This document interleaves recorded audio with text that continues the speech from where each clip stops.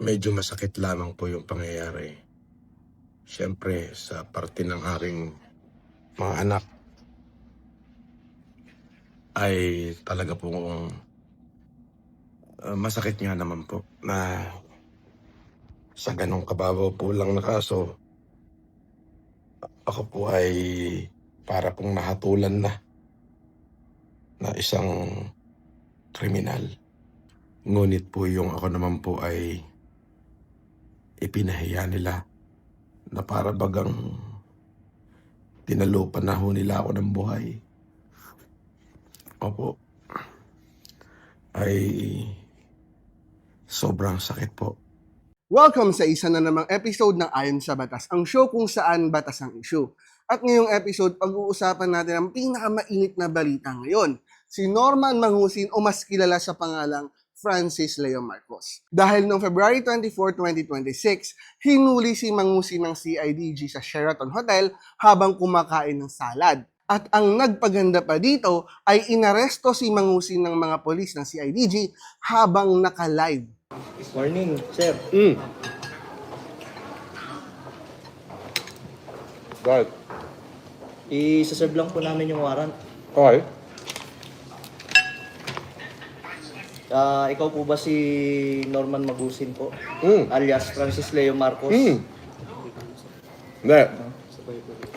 Inaresto si Mangusin dahil sa mga kaso na isinampa ni Makagago or MG for short. Specifically, sinampahan ni MG si Mangusin ng 12 counts ng unjust vexation in relation to the Cybercrime Prevention Act, ayon mismo kay NAPOLCOM Chairman Ralph Calinisan.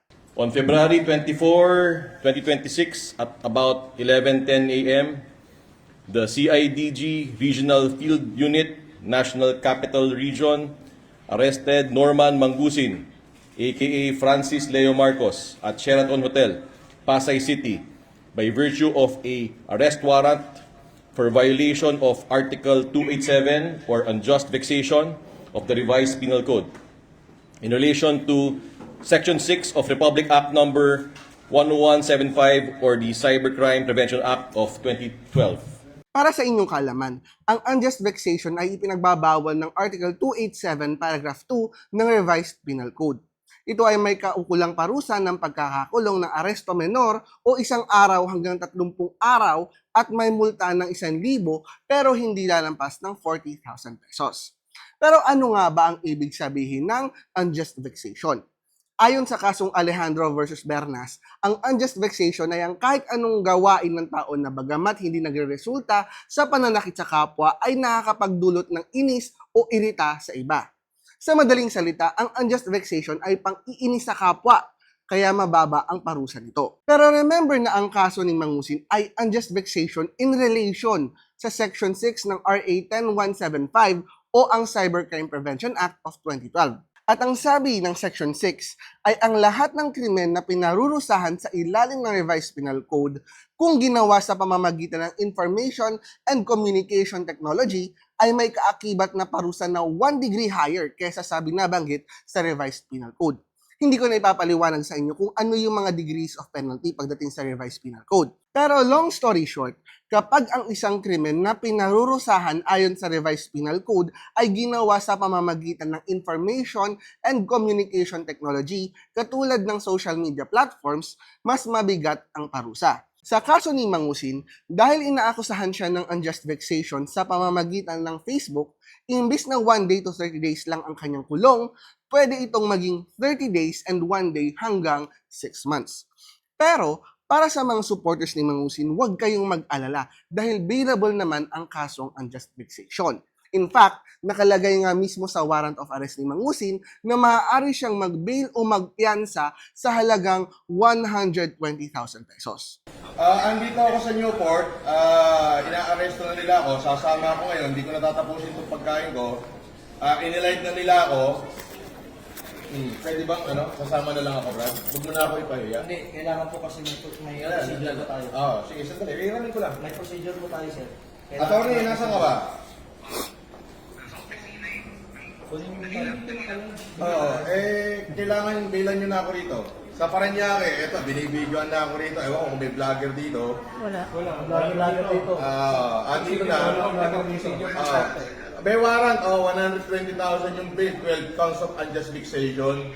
At noong February 28, 2026 nga, nakapagpiyansa na nga si Mangusin para sa kanyang pansamantalang paglaya.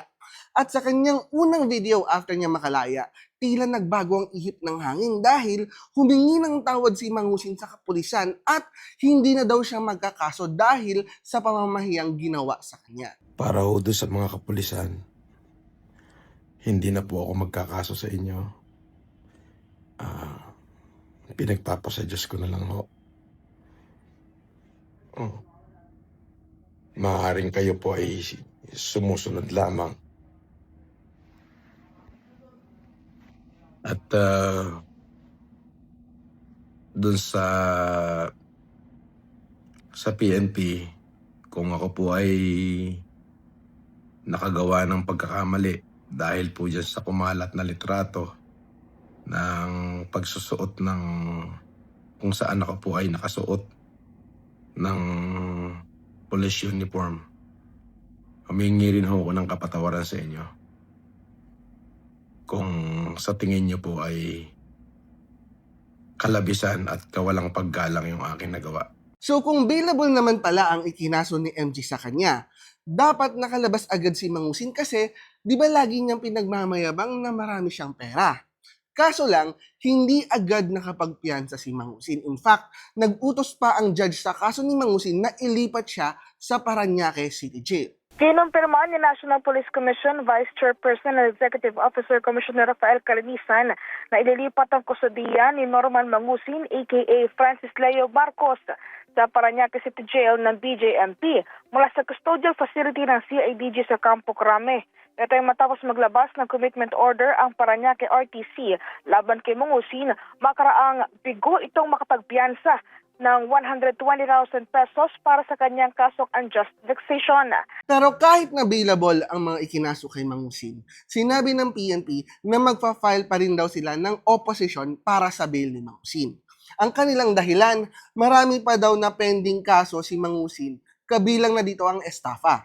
Kaya si Mangusin daw ay flight risk at habitual delinquent. Rika at Jeff naghain ng opposition for bail sa Paranaque RTC ang PNP Criminal Investigation and Detection Group laban sa vlogger na si Norman Mangusin na kilala rin bilang Francis Leo Marcos.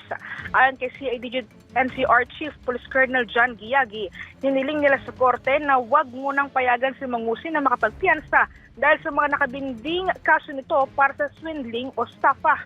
Dahil dito, iginiit ng mga otoridad na may tuturing na flight risk at habitual delinquent si Mangusin na maaaring maging batayan para hindi siya pagkalooban ng piyansa. Ayon sa Section 5, Paragraph D ng Rule 114 ng Rules of Criminal Procedure, kapag sinabi nating flight risk ang isang tao, it means malaki ang probabilidad na magtago ang akusado habang nililinis ang kanyang kaso. Pagdating sa pagiging flight risk ni Mangusin, depende na sa korte kung paano nito titingnan ang mga ebidensya kung flight risk nga ba talaga si Mangusin. Ayon naman sa Article 62 ng Revised Penal Code, ang isang tao ay habitual delinquent kung sa loob ng 10 taon, ang isang tao ay nakalaya o nasintensyahan ng kasong robo o robbery, hurto o theft, estafa o panloloko at falsification ng 3 beses o higit pa. At although hindi ko alam ang legal history ni Mangusin, sa mga lumalabas sa video tungkol sa kanya, mukhang hindi pa naman siya na-convict o nakalaya sa mga nasabing kaso ng 3 beses sa loob ng 10 taon. Pero again, opinion ko lang yan kasi wala talaga akong alam sa kanyang mga kaso. Normally, ang unjust vexation ay governed by the rules of summary procedure. At ayon sa Rule 1, Section 1, ang AM number 08-8-7-SC, otherwise known as Rules on Expedited Procedures in the First Level Courts, mga First Level Courts lang ang pwedeng magpatupad ng Rules of Summary Procedure. Para mas madali nyo maintindihan, kapag sinabi nating first level courts, ito yung mga metropolitan trial courts or municipal trial courts. Basta ito yung mga korte na mas mababa sa regional trial court. Anyway, ayon sa Rule 1 Section 1B, Paragraph 5 ng Rules on Expedited Procedure, ang mga kaso na may parusang pagkakakulong ng hindi lalampas sa 1 taon ay governed by rules of summary procedure. Since ang kaso ni Mangusin ay unjust vexation in relation to the Cybercrime Prevention Act, ang penalty sa bawat kaso niya ay hindi lalampas ng 6 na buwan. Kaya ang mga kaso ni Mangusin ay pasok sa summary procedure sana. Pero bakit nga ba importanteng makapasok ang mga kaso ni Mangusin sa summary procedure? Kasi ayon sa Rule 3B Section 4 ng Expedited Rules on Summary Procedure, hindi pwedeng mag-issue ng warrant of arrest ang korte sa mga kasong summary procedure. Mag-i-issue lang ng warrant of arrest ang isang korte sa summary procedure kapag inutusan ng korte ang isang akusado na magpakita sa korte at hindi ito dumating. Kaya, kung summary procedure lang sana ang nangyari kay Mangusin, hindi na sana siya napahiya sa buong Pilipinas. So, bakit nga ba hindi summary procedure ang nangyari kay Mangusin? Hindi naman lumampas ng 1 taong pagkakakulong ang mga penalty ng mga kaso sa kanya. Kasi, ang unjust vexation na ikinaso sa kanya ay in relation sa Cybercrime Prevention Act. At ayon sa Section 21 ng Cybercrime Prevention Act, ang korte lang na pwedeng maglitis sa mga kasong may kinalaman sa cybercrime ay ang Regional Trial Court. Yan ang dahilan kung bakit na-issuehan ng warrant of arrest si Mangusin. Pero balik naman tayo sa issue ng bail. Kung bailable ang mga kaso na isinampa laban kay Mangusin, bakit hindi agad siya nakapag-bail? Well, hindi natin maaalis sa isip natin na baka wala talagang pera si Mangusin.